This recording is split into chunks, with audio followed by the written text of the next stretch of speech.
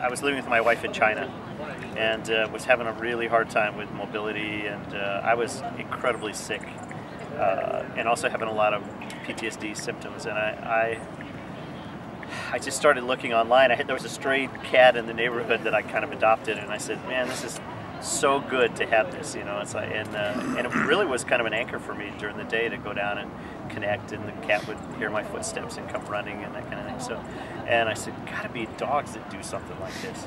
And looked up online. There was I think it was a Katie Couric little special blurb about freedom service dogs in Denver, and so I wrote them and I said, is there any chance, you know, that this would be available? And they said, absolutely. I flew back to the U.S. because I had to come back for treatment at the VA anyway. Flew back, interviewed with them. 7 months later, they gave me a call. I got the good news, bad news call. They said, good news, we've got a dog really quickly for you, but bad news is you have to be here next week for 3 weeks of training. So I had to go to Denver for 3 weeks of training, and then and they also said, and the other bad news is you wanted a lab, but he's a poodle mix. I said, you can't take a poodle to the VA. It says, and they said, and then I got a picture of Gander. Of course, that was the end of that, you know. So, and then we did 3 weeks of training. We've been together now 2 years, 24/7. 2 years prior to getting Gander, I was. They have a baseline at the hospital, and my doc called me in and said, "Do you know for the last year and a half, 2 years, that your heart rate, average heart rate, resting heart rate is about 115 to 120 beats a minute?" And I said, no.